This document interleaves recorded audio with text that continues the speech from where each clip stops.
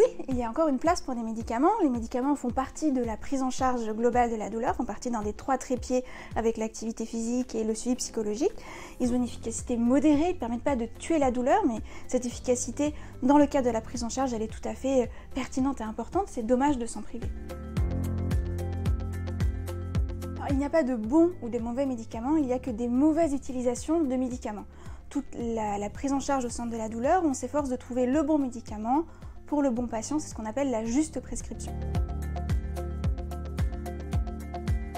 Alors on prescrit parfois des antiépileptiques et des antidépresseurs alors que vous n'êtes pas épileptique et que vous n'êtes pas dépressif, parce que ces médicaments sont intéressants dans la modulation des mécanismes dans la douleur. Ils agissent à plusieurs niveaux, un petit peu comme des médicaments tortues. On les débute progressivement, on les augmente progressivement, l'efficacité elle est longue à s'installer, et c'est des médicaments qui sont vraiment intéressants dans certains types de douleurs, dont la douleur vraiment neuropathique.